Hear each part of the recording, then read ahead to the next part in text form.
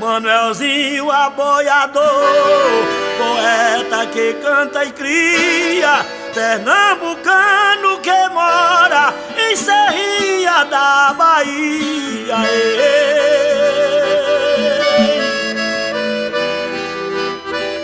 O poeta Antônio Neto, compositor veterano, homem que canta bonito, sua voz é um piano, reside em Poço Redondo, lá no solo sergipano.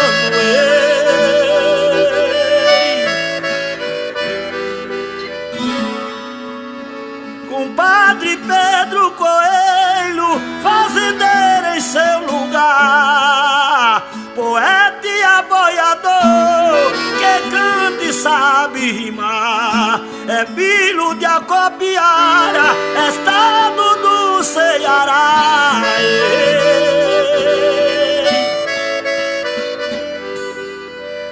O grande Antônio de Zezinho, poeta da voz sadia, filho de Pedro Alexandre, no estado da Bahia, mas reside hoje em São Paulo, é astro da poesia.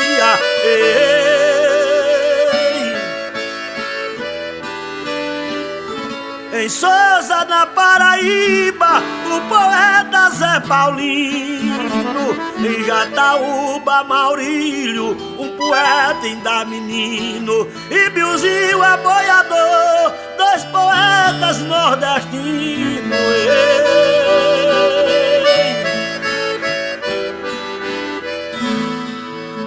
Joãozinho de Santa Cruz, poeta de gabarito. Leonardo aboiador, que faz um verso bonito. E o grande Delmiro Barros, em São José do Egito.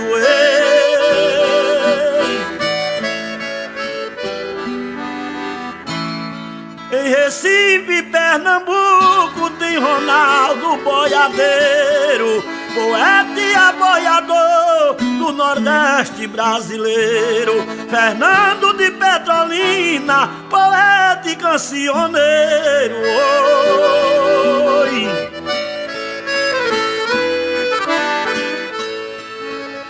Na cidade de Sumé, no sertão paraibano, tem o Naldo aboiador, poeta bom veterano. E Maurício do Pajeú, lá no solo sergipano.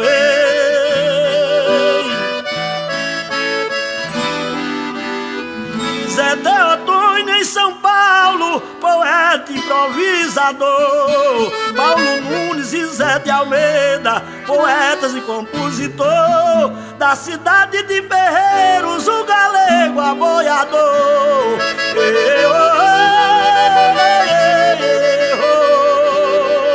E esta toada eu quero oferecer aos meus filhos, a Alencar, a Pepe e a Branquinho, ao meu netinho Anderson e o Gegé.